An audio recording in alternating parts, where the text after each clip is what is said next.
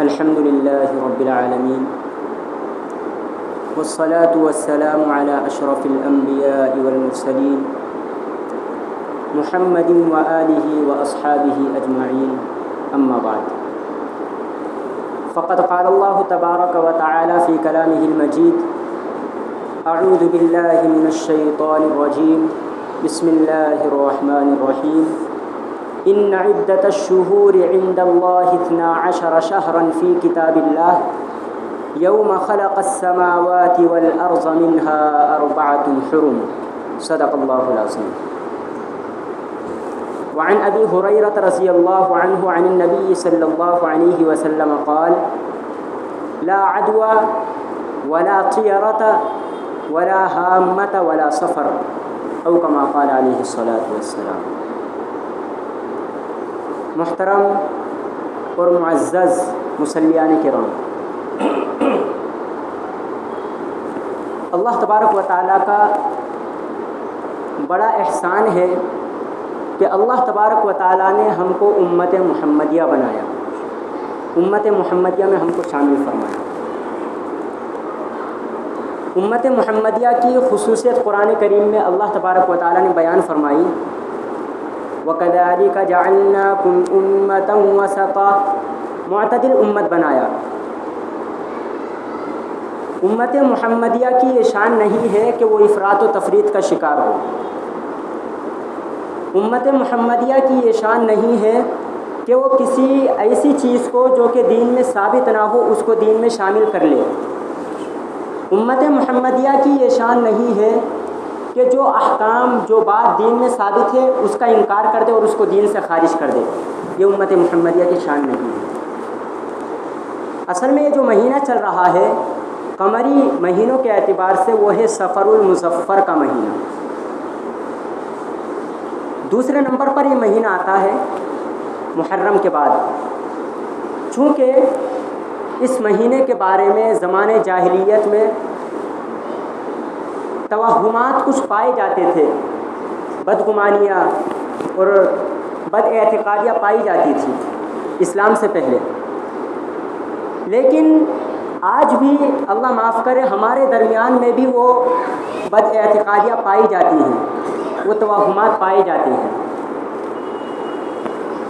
حالانکہ اللہ کے نبی صلی اللہ علیہ وسلم نے ان اعتقادات کی کیا فرمائی؟ تردید فرمائی.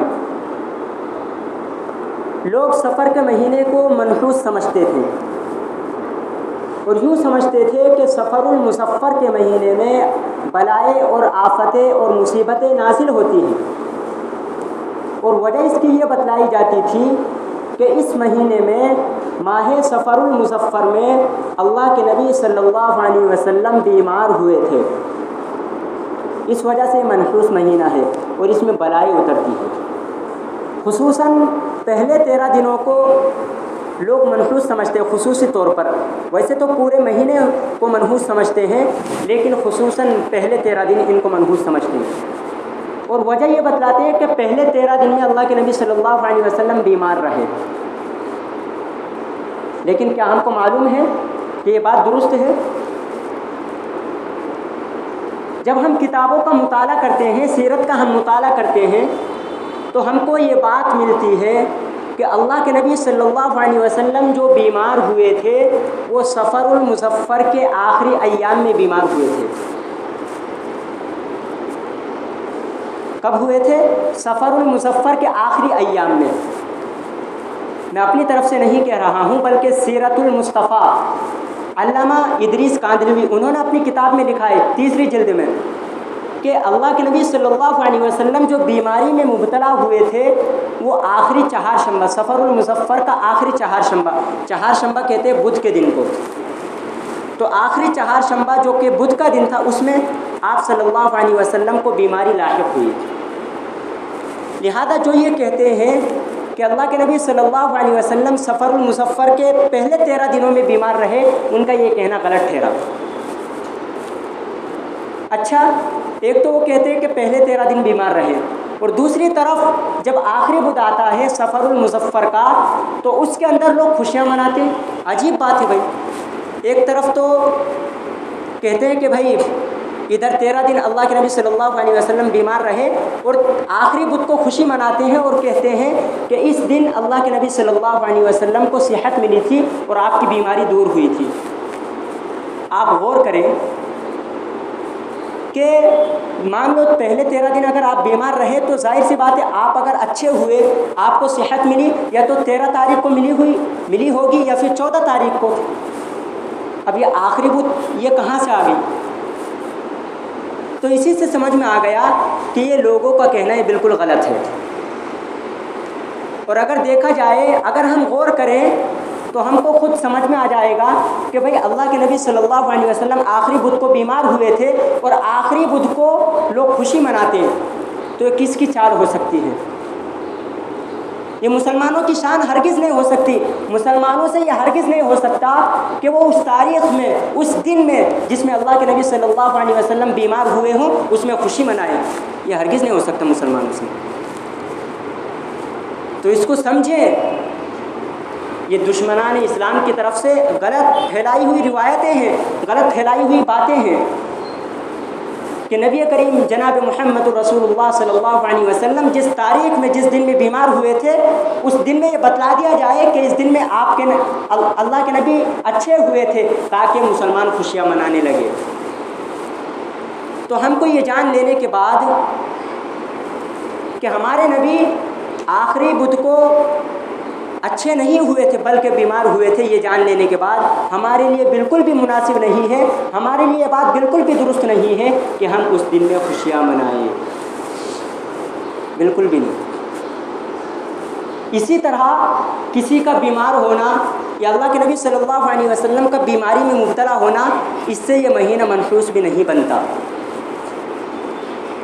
اگر آپ کسی کی بیماری کی وجہ سے مہینے کو اگر منحوس سمجھ لیتے ہیں تو آپ کوئی بھی مہینہ مجھے ایسا نہیں بتلا سکتے جس میں کوئی نہ کوئی مصیبت پیش نہ آئی ہو، کسی کو بیماری لاحق نہ ہوئی ہو، یا کسی انبیاء یا کسی ولی کا انتقال نہ ہوا ہو۔ کوئی بھی مہینہ ایسا خالی نہیں ہے۔ تو اگر ہم یہ مان لیتے ہیں کہ کسی کی موت کی وجہ سے، کسی کی بیماری کی وجہ سے وہ دن منحوس یا وہ مہینہ منحوس ہو جاتا ہے، تو ہم سال کے 12 مہینوں میں کوئی بھی مہینہ پیش نہیں کر سکتے جس کو ہم غیر منحوس سمجھیں، منحوس کے علاوہ سمجھیں۔ لہذا انہی غلط نظریات کی وجہ سے اور انہی توہمات کے پائے جانے کی وجہ سے آج ہمارے معاشرے میں بہت سے ایسے کام جو کہ جائز ہیں اور کر سکتے ہیں، ان سے ہم رک جاتے ہیں، محض یہ سمجھ کر کہ سفر کا مہینہ ہے اور منحوس مہینہ ہے، اس میں اچھے کام کا آغاز نہیں کرنا چاہیے۔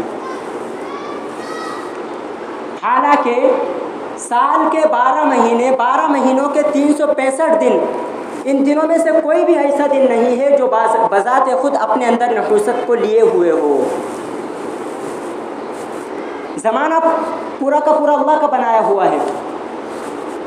ہم زمانے کو برا بھلا نہیں کہہ سکتے، زمانے کو منحوس ہم نہیں کہہ سکتے، بلکہ نحوست تو آتی ہے اعمال کی وجہ سے۔ نحوست کس کی وجہ سے آتی ہے؟ اعمال کی وجہ سے۔ جیسے ہمارے اعمال ہوں گے ویسے فیصلے ہوں گے۔ یہ منحوس سمجھنا یہ فرعونیوں کی خصلت ہے۔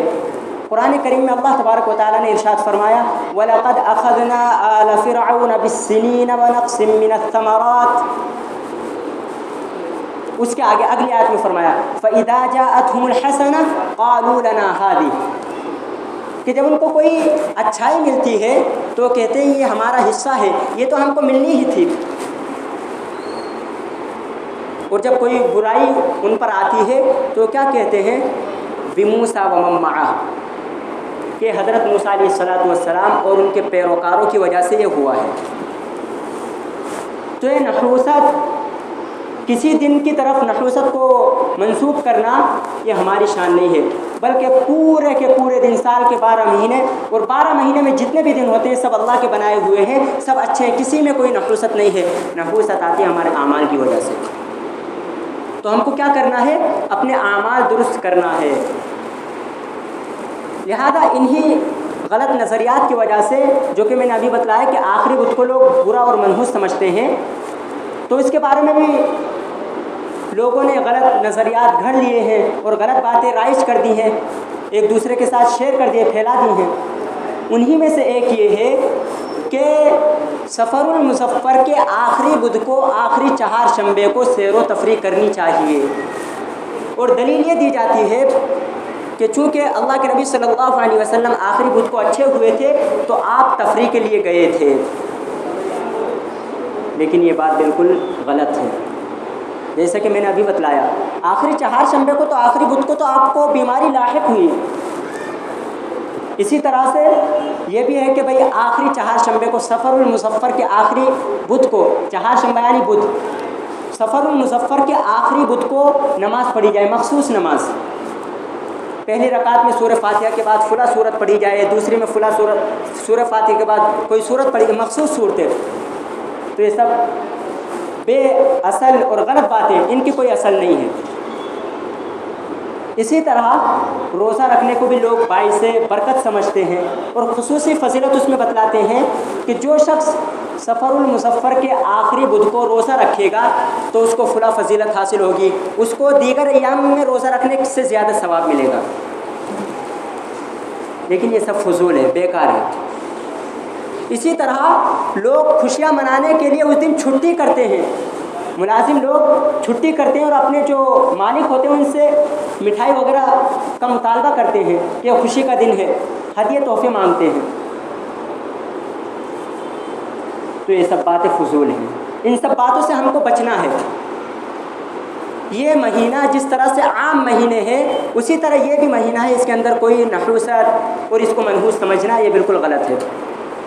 چنانچہ اسی مہینے کے اندر بڑے بڑے واقعات پیش آئے۔ ایک بڑا واقعہ یہ بھی ہے کہ سفر المظفر ہی کے اندر اللہ کے نبی صلی اللہ علیہ وسلم نے ہجرت مدینہ کا آغاز کیا تھا۔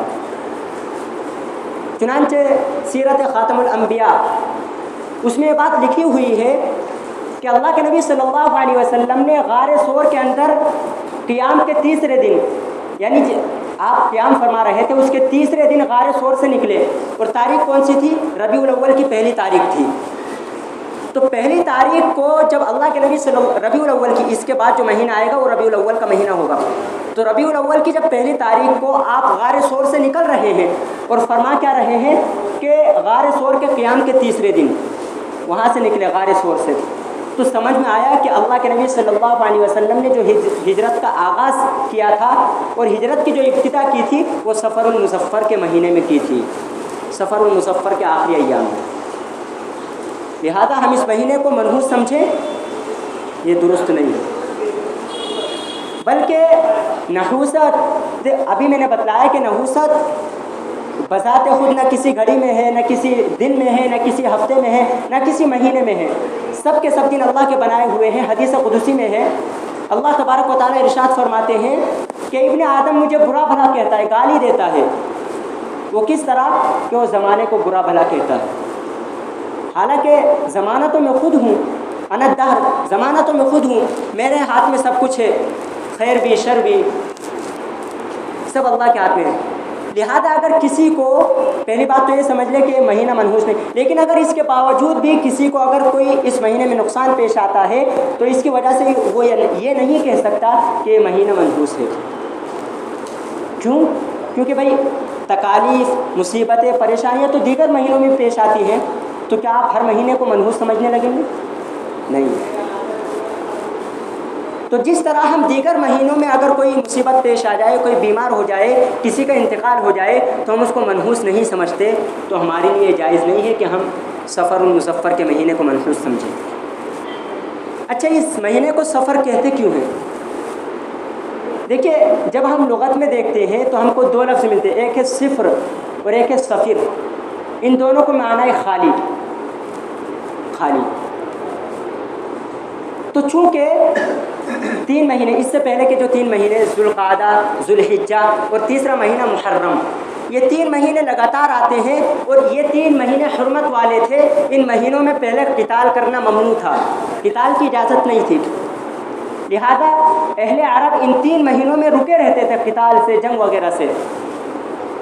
لیکن جب 3 مہینے ختم ہو جاتے تھے اور سفر المظفر کا مہینہ آتا تھا تو اہل عرب نکل جاتے تھے جنگ کے لیے قتال کے لیے نکل جاتے تھے، اس کی وجہ سے ان کے گھر کیا ہوتے تھے؟ خالی ہوتے تھے. تو اسی وجہ سے اس مہینے کو سفر کہا جاتا ہے. اور دیکھیے دوسری بات اگر ہم غور کریں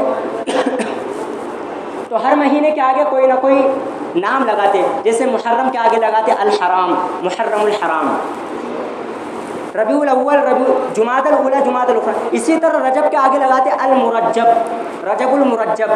شعبان کے آگے لگاتے شعبان المعظم. اسی طرح سفر کے آگے جو ہم لفظ لگاتے ہیں وہ ہے المظفر، سفر المظفر. اور دوسرا جو لفظ لگایا جاتا ہے وہ ہے الخیر. تو المظفر کے معنی ہے کامیابی، المظفر کے معنی کامیابی ہے، اور الخیر کے معنی ہے بھلائی. تو ان دونوں لفظوں سے اگر ہم سفر المظفر کہیں تو بھی یہ سمجھ میں آتا ہے کہ یہ مہینہ کامیابی کا مہینہ ہے، اور اگر ہم سفر الخیر کہتے ہیں تو اس سے بھی سمجھ میں آتا ہے کہ یہ بھلائی کا مہینہ ہے، خیر کا مہینہ ہے. لہذا ہم کو مہینے کا جو نام ہے اسی سے سمجھ میں آ رہا ہے کہ یہ مہینہ بھلائی کا مہینہ ہے، یہ مہینہ کامیابی کا مہینہ ہے. لہذا جب ہم کو نام سے ہی سمجھ میں آ رہا ہے، پھر بھی اگر ہم اس کے الٹا یہ سمجھیں کہ منحوس مہینہ ہے، اگر اس میں کوئی کام شروع کیا جائے تو کام کامیاب نہیں ہوتا، یہ بالکل غلط ہے. بلکہ اسی مہینے میں اللہ کے نبی صلی اللہ علیہ وسلم کی بیٹی حضرت فاطمہ رضی اللہ عنہا کا نکاح اسی مہینے میں ہوا. فضائل اعمال اٹھا کر دیکھیں، فضائل اعمال میں لکھا ہوا 3 اقوال ہیں. اس میں سے ایک قول حضرت فاطمہ کے نکاح کے بارے میں سفر المظفر کا ہے کہ حضرت فاطمہ رضی اللہ عنہا کا حضرت علی رضی اللہ عنہ سے جو نکاح ہوا وہ سفر المظفر میں ہوا. اسی طرح دیگر بھی نکاح ہوئے اس مہینے میں. غالباً حضرت صفیہ رضی اللہ عنہا کا نکاح بھی اسی مہینے میں ہوا. اسی طرح بڑے عظیم الشان صحابہ وہ اس مہینے میں ایمان لائے. تو ان تمام فضائل کو دیکھتے ہوئے اور یہ اتنے بڑے بڑے صحابہ کا اسلام میں داخل ہونا، ان سب کے باوجود اگر ہم اس مہینے کو منحوس سمجھیں تو یہ ہمارے لیے درست نہیں ہے. اس لیے ان تمام غلط نظریات سے، غلط خیالات سے اپنے آپ کو بچائیں، اور قرآن و حدیث میں جتنی بات ثابت ہے اتنی ہی ہم کیا کریں، اسی پر عمل کریں، اور اتنے کو ہم اپنا اعتقاد بنائیں. اس سے زائد جو شریعت میں ثابت ہے اس کا ہم انکار نہیں کر سکتے، اور جو شریعت میں ثابت نہیں ہے ہم اس کو شریعت کے اندر داخل نہیں کر سکتے. اللہ تبارک و تعالیٰ سے دعا ہے کہ اللہ تبارک و تعالیٰ ہم کو قرآن و سنت کے مطابق صحیح عمل کرنے کی توفیق عطا فرمائے، غلط نظریات سے، غلط خیالات سے ہماری حفاظت فرمائے، کہنے سننے میں جو غلطی کوتاہی ہوئی ان کو معاف فرمائے، اور کہیں سنی باتوں پر سمجھ کر عمل کی توفیق عطا فرمائے. وآخر دعوانا الحمد للہ رب العالمین. جن احباب کی سنت باقی سنت ادا